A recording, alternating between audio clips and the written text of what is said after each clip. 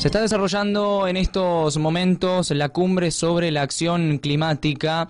Hay muchas opiniones, por supuesto que es una cumbre importantísima la que se está llevando adelante a través de la Organización de las Naciones Unidas, sobre todo porque ha tenido mucha repercusión cada uno de los discursos y entre ellos el de los jóvenes activistas que presentan denuncias que son formales a través de las distintas ramas de la ONU, porque la ONU a su vez protege a los niños alegando a la falta de acción por parte de los gobiernos a través de lo que es el calentamiento global y las distintas acciones que no se realizan en el plano político. Bueno, para abordar este tema, vamos a charlar con un especialista en medio ambiente, con problemáticas ambientales, como es el señor Carlos Serrati. Carlos, gracias por venir, buen día. ¿Qué tal? Buenos días, ¿cómo estás, Ariel? Bueno, gracias primero que nada por acercarte al programa. Digo, se está llevando adelante una cumbre sumamente importante en todo lo que tiene que ver con problemática ambiental y con lo que tiene que ver el cambio climático. Y en estos últimos meses es como que realmente se ha intensificado los problemas. Uno puede mencionar por allí el tema del incendio en el Amazonas, uno puede mencionar cada uno de los problemas en residuos plásticos que están afectando los océanos. Digo, esta agenda y sobre todas las cosas esta cumbre en la ONU debe ser de las más importantes de los últimos por lo menos 20 años. Sí, podemos pensar que, digamos, esta preocupación global que emerge de las sociedades empieza como a tener una respuesta de carácter discursiva al menos, en estos ámbitos internacionales que de algún modo pueden sugerir ciertas políticas, pero es de muy difícil implementación a veces, ¿no? Lamentablemente estamos atravesados por realidades económicas y con unas lógicas que impulsa el capital que muchas veces nos pone en situaciones complejas y muy difíciles frente a los escenarios territoriales. Bueno, particularmente Latinoamérica es un escenario muy donde estas cuestiones se pueden evidenciar, ¿no? Donde el deterioro, la degradación, no solamente ambiental, sino también social, viene de la mano de estas dinámicas económicas. Bienvenido, por supuesto, todo ámbito de discusión que tenga que ver con el tratamiento de estos temas. Pero tenemos que contextualizar también cuáles serán los ejes que de algún modo interesan a los grandes intereses en este momento, hoy día, ¿no? O de hace un tiempo a esta parte, que es el tema energético. Si hacemos dejamos un poquito de lado el análisis de la ONU en sí, y focalizamos en las problemáticas energéticas, nosotros sabemos que estamos asistiendo a un proceso de la revolución industrial, que estamos en un cuarto periodo, donde la energía cobra un valor importantísimo desde el punto de vista de la producción, porque todos los sistemas productivos están basados, las automatizaciones, fundamentalmente en energía. Entonces, aquellos sectores, aquellos territorios, aquellos países que puedan contar con energía más barata, son las que más posibilidades tienen de desarrollo tecnológico y de desarrollo social. Y casualmente ahora eso está sucediendo en Estados Unidos a través del sistema de shale oil o de fracking, como lo conocemos nosotros. Están teniendo un combustible, una energía bastante barata que le está permitiendo cierto desarrollo y cierto posicionamiento económico a nivel global. En el fondo de estas preocupaciones por el clima también se oculta esto, porque se está cuestionando mucho el uso del carbono o de las emisiones de carbono, que justamente aquellos países que tienen energía mucho más barata es los que están basando su potencial de desarrollo. Digamos que detrás de este discurso ambiental, aparentemente, lo que se está escondiendo son los verdaderos intereses que están reaccionando, porque el caso de Europa, por ejemplo, y gran parte de Asia no tienen el petróleo a ese costo que están obteniendo en Estados Unidos. Cuando hablamos también de energías más baratas, nos referimos también a lo que pueden ser energía eólica, lo que puede ser energía solar, que se ha implementado mucho en los países en Europa, por ejemplo, en los últimos años.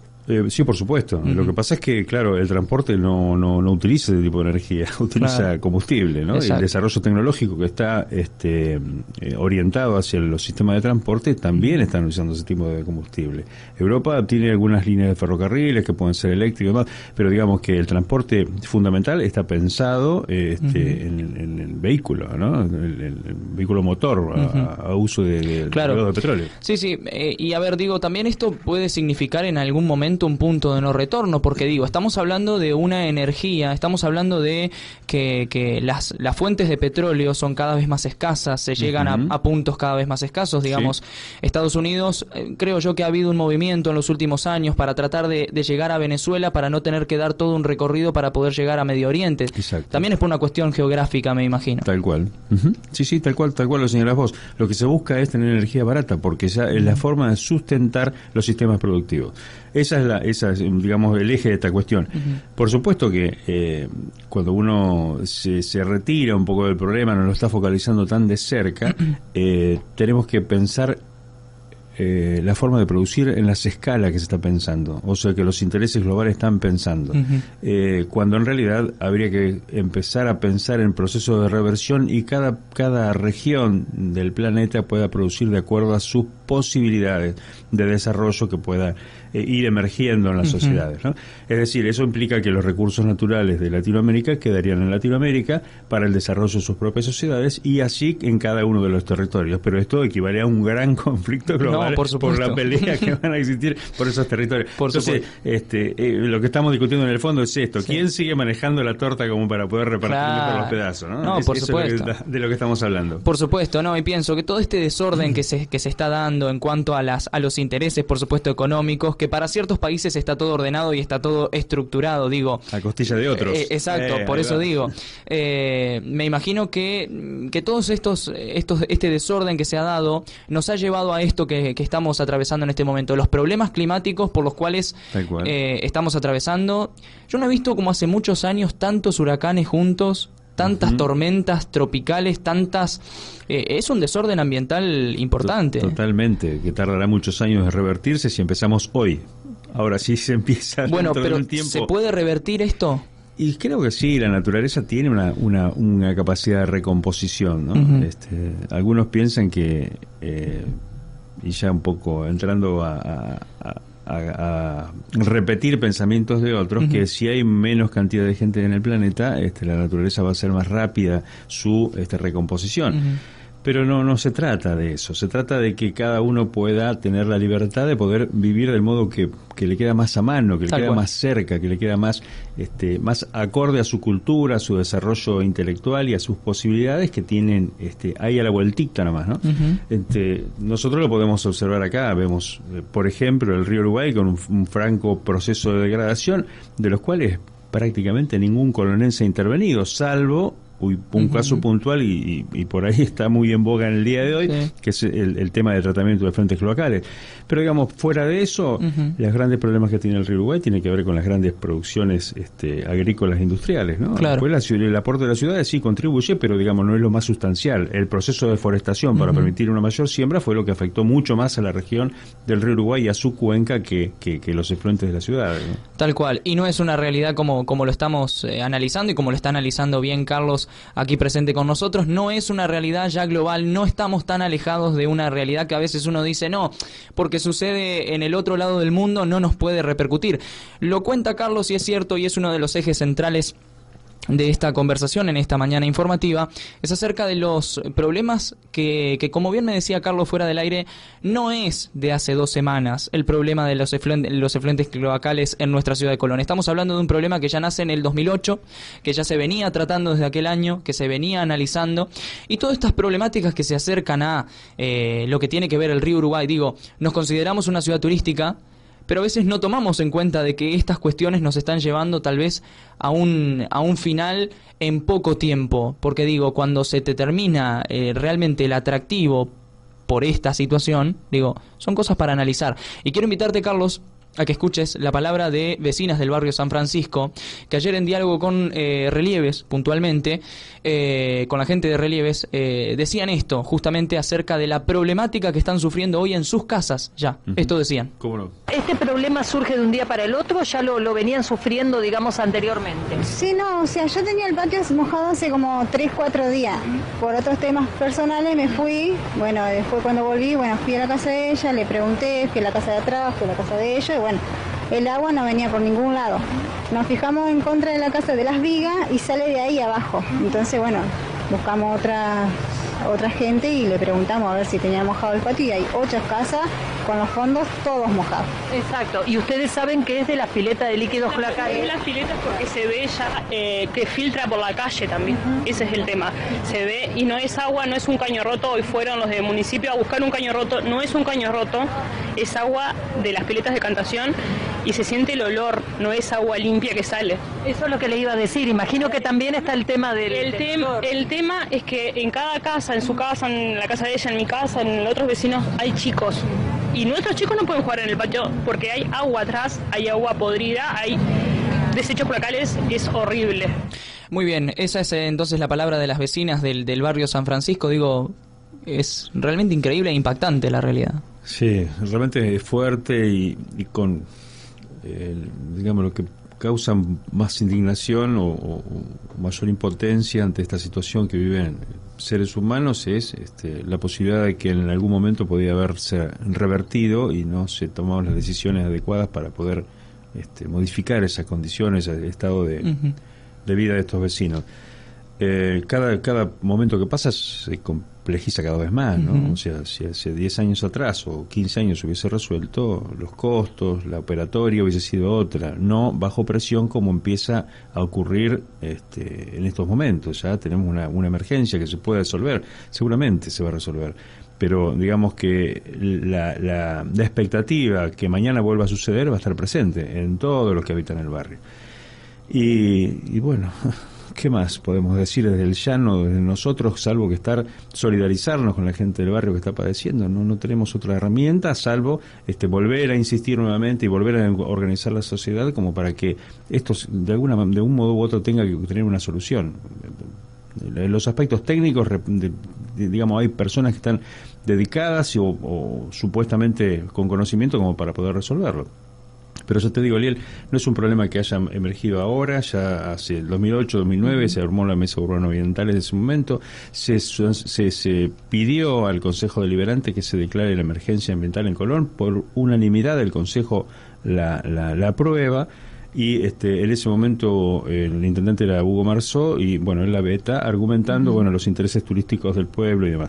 Pero lo que nosotros señalábamos en ese momento era que el hecho de declarar la emergencia era priorizar la solución de 3 puntos fundamentales, que era el agua potable en Colón, el tema de las piletas que estaban los vecinos expuestos, y el otro tema era los residuos sólidos urbanos que había que darle tratamiento.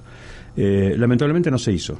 Entró en un stand-by hasta distintas situaciones donde el problema vuelve a emerger a través de un conflicto puntual. Bueno, es hora de que como comunidad tengamos que resolver esta cuestión, claro. ¿no? Ya no depende de la voluntad de uno o de unos pocos, sino del conjunto social. Exacto, no, por supuesto. Digo, ya en aquel entonces es que se había comenzado a hablar de este problema. Ustedes ya preveían este final, ustedes ya veían que este iba a ser el contexto con el paso de los años, si no se declaraba la emergencia en ese momento. Claro, lo que pasa es que veíamos otras experiencias, ¿no? Veíamos que en otros lugares donde el dejar hacer, el dejar pasar era una política constante, vimos que empezaban a degradarse cada vez más. No los aspectos sociales, sino los recursos o los bienes naturales que circundan el espacio donde se deja hacer lo que está pasando, ¿no? Claro. Entonces, sabíamos que el tema del río es un tema muy delicado para el conjunto de la sociedad de Colón. Entonces, preservar ese recurso es una necesidad imperiosa. Por otro lado, dar calidad de vida a los vecinos que están ahí a los alrededores también es una situación. No nos olvidemos que después de eso vino, se incrementó el barrio, ¿no? Subió y con el agravante de que las piletas están en una cota más alta que el nivel del barrio. Entonces, el riesgo es latente, es permanente, es un terraplén construido por los seres humanos, consolidados, que en algún momento sufre un desgaste, lo que fuese, se fisura, se arrancan, empiezan las filtraciones, que es lo que está pasando ahora, ¿no es cierto? Así que, bueno, nada más que decir a esto, salvo te vuelvo a reiterar, la solidaridad con la gente que está padeciendo y sufriendo esto que podía haberse evitado. Ayer contaba uno de las personas que se iba a acercar con una máquina a trabajar en el lugar, con una topadora, se acercó hasta el lugar y cuando vio cómo era el terreno y demás, yo acá no me meto, dijo, porque se puede llegar a desmoronar. Digo, claro. Hasta esa situación se está viviendo en esos lugares. Sí. Hace un tiempo hablábamos acerca de el desmoronamiento que se puede llegar a causar en los próximos días nada más en Islas del Ibicuí porque claro, se está sacando mucha arena para distintas exportaciones que se está llevando, por ejemplo, a Vaca Muerta. Pero acá tenemos ese otro problema, digo, el desmoronamiento se da por distintas cuestiones. En este caso se puede llegar a dar por esa descomposición que hay incluso en el suelo a través de toda esa agua que está llegando.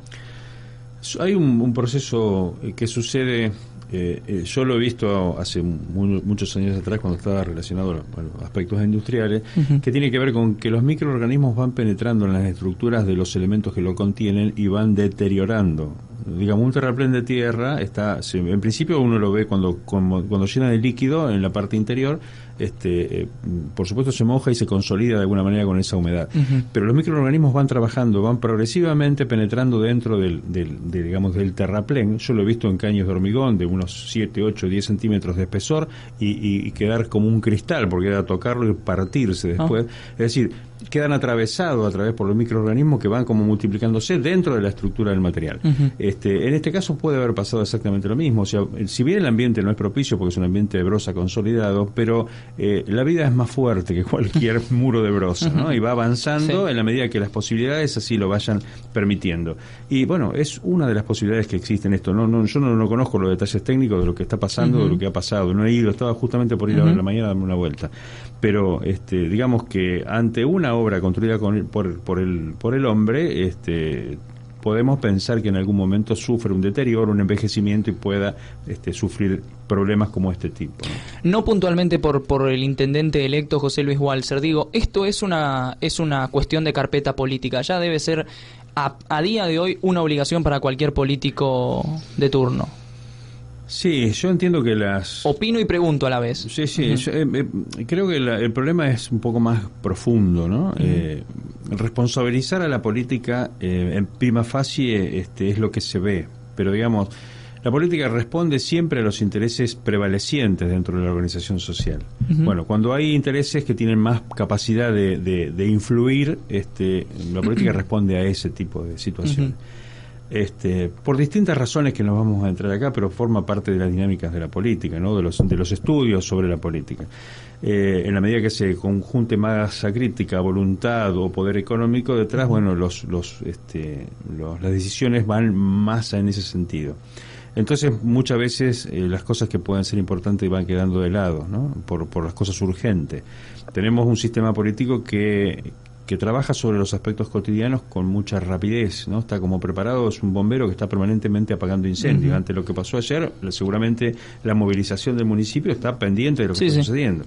Y eso muchas veces pierde el espacio de las planificaciones sobre estas cuestiones. Si bien hay como ciertos trazos de hacia dónde va caminando la ciudad, pero digamos en la planificación exhaustiva generalmente no se pone tanto el esfuerzo porque eso implica horas hombre, desgaste, exactamente, aportes financieros, bla, bla, bla, que significa que a veces no están dadas las condiciones. Muchas veces los municipios en general tienden a la contención social, es decir, cuando hay épocas de vacas flacas, bueno, el municipio es el lugar donde de algún modo cada uno de los vecinos puede recurrir o acercarse para que le den un empleo, aunque sea provisorio, precario, y de alguna manera de ese modo llevar algo a la olla cotidiana. Son las realidades que nos atraviesan, ¿no? No tenemos la posibilidad de disponer de la rentabilidad del territorio, que ese es otro tema que también hay que abordarlo. O sea, ¿qué pasa con la rentabilidad que se genera en Colón a partir de las múltiples actividades que tiene? No hablemos solamente del turismo, porque tiene otras actividades también. Claro. Entonces, también esto está en discusión, ¿no? Porque siempre se focaliza quizás a la situación de la gente más vulnerable, es decir, aquel que está en una condición de mucha precariedad, a lo mejor se le adjudican responsabilidades que realmente no las tiene, y dejamos de ver aquellos donde el poder de la dinámica económica hace que tengan una cierta prevalecencia o cierta atención a la hora que generan sus reclamos. Entonces, bueno, esto también forma parte de las dinámicas que tenemos que pensar cuando hablamos de política, ¿no? Porque la política no es solamente la voluntad de que circunstancialmente le toque el gobierno las decisiones, sino también es el conjunto social hacia dónde quiere que la comunidad vaya. Y vamos a tener que ser sinceros en esto con el tema de las piletas de Cantación. digamos que mucha gente de Colón no les importa demasiado No qué se es lo que hace pasa eco. con esa gente, no les interesa mucho, aunque se sorprende cuando la realidad la golpea, como en el caso de hoy, por ejemplo. Claro, por supuesto. Puntualmente charlábamos fuera del aire lo que se va a estar realizando en los próximos días con respecto a la Comisión de Arbolado Público. ¿Cuál es la actividad que van a estar llevando adelante? Porque hay novedades, porque por supuesto siguen abordando distintas problemáticas dentro de la ciudad. Sí, la Comisión de Arbolado Público fue una... podemos pensar que es un ensayo social, ¿no? Desde el punto de vista de la participación de la comunidad en la problemática del sistema institucional municipal. En ese marco, bueno, distintos vecinos nos fuimos juntando en distintas oportunidades, se hizo la modificación de una ordenanza, se fue dialogando no solamente entre los vecinos, sino que había una participación institucional, estaban los responsables del área, había concejales, incluso el mismo concejal José Luis Walser, que fue electo intendente, él también participa de los grupos de WhatsApp, estamos todos vinculados, todo el mundo conoce lo que está pasando, los concejales son, a raíz de la nueva ordenanza, son miembros natos del Consejo, ¿no? O sea que es, digamos, un lugar público abierto, ¿no? Cualquier vecino puede participar, eso no es un lugar cerrado. Bueno, dentro de ese ámbito se fueron resolviendo algunas problemáticas que se iban presentando dentro del tema del arbolado público de Colón, que si bien parece un tema menor, pero cuando un vecino tiene un problema con el árbol en la puerta de su casa, claro, ya deja de ser un problema menor para transformarse en un problema cotidiano y mayúsculo muchas veces, porque afecta directamente a sus intereses patrimoniales, como puede ser su vivienda. Bueno, en este marco lo que se hizo fue una presentación, un resumen de presentación de lo que venía siendo del Consejo de Arbolado en el primer congreso de la Sociedad de Planificadores Argentinos, que es una entidad relativamente nueva, que agrupa en 8 regiones todos los planificadores nos referimos a planificadores territoriales, ¿no? de todo el país. Entonces, bueno, el primer congreso que se hace con el auspicio de la Universidad del Sur es en Bahía Blanca. Frente a eso presentamos una especie de resumen, de síntesis del trabajo que se venía realizando acá en Colón, y bueno, fue aprobado, así que vamos a estar jueves, viernes y sábado en esta exposición. Nos parece importante esta participación, porque lo que estaban pidiendo era justamente experiencias reales y no tanto los marcos teóricos de lo que muchas veces sucede en los congresos. Entonces cayó justito, interesó el tema, la temática, el abordaje, el hecho de que los vecinos desinteresadamente estén colaborando en este tipo o participen en este tipo de problemáticas dentro de las situaciones urbanas. Y bueno, veremos después en la semana que viene si hay alguna novedad sobre esto, si interesó y de qué manera te puedo comentar, no hay ningún problema. Perfecto, no, por supuesto, y es importante que se sume la gente en todo el país, la gente que viaja de distintos lugares, ya lo ven, en 8 regiones, no está agrupado por provincia, sino que debe ser todo lo que es la corriente de la Mesopotamia, me imagino. Por ejemplo, claro, con parte de Santa Fe también, bueno, yo las regiones no te las puedo decir con precisión, pero sí hay como está dividida más que por características territoriales, más que nada, y quizás por problemáticas de envergadura de ciudades. No es lo mismo una ciudad en el norte argentino que una ciudad mediterránea, como puede ser la ciudad de Córdoba o Rosario, por ejemplo. Exacto. Entonces, 10:37 de la mañana, 03447 555 000 con el señor Carlos Serrati, especialista en medio ambiente, en problemáticas ambientales. Carlos, te agradezco por haber venido, por haberte acercado. ¿Queda algo más en el tintero que quieras comentar, que quieras destacar de la actividad? Mira, siempre hay mucho más para hablar, siempre hay cosas para hablar. Cuando uno empieza a hurguetear en estos temas, son pequeñas puertas que se abren, pero detrás de cada una de esas puertas hay universos, ¿no? Universos porque hay personas, hay intereses, hay sociedades, en fin, están los espacios, los territorios, los paisajes, están los recursos naturales, están los bienes naturales, recursos o bienes naturales. Es decir, cada puertita que se abre es un universo diferente y tenemos muchísimas puertas para poder hablar. Así que te agradezco a vos la invitación, bueno, estar en contacto como venimos por estando. Favor, sí, por supuesto. En cualquier momento, ya que hablamos de puertas, las puertas de la radio siempre están abiertas para cualquier tipo de información, y por supuesto siempre es importante estas cuestiones. Hay que tener en cuenta que acá no es un trabajo del individuo, ¿no? Yo no estoy solo, nosotros somos un grupo de personas que venimos trabajando, estudiando, analizando cada situación y actuando de un modo, si se quiere, político. Es decir, nosotros estamos haciendo política ambiental desde el llano, ¿no? Que está bien decirlo, digo, porque a veces uno dice... no estamos haciendo política partidaria, no, nos interesa, focalizamos un tema y nos interesa que ese tema, bueno, se resuelva, se solucione, se modifique, se mejore, en fin, estamos con ese tema, buscando ese tipo de experiencias. Exacto. Bueno, muchísimas gracias por venir. Por favor, 20 minutos para las 11 de la mañana, estamos en Radio 12 y radio12.com.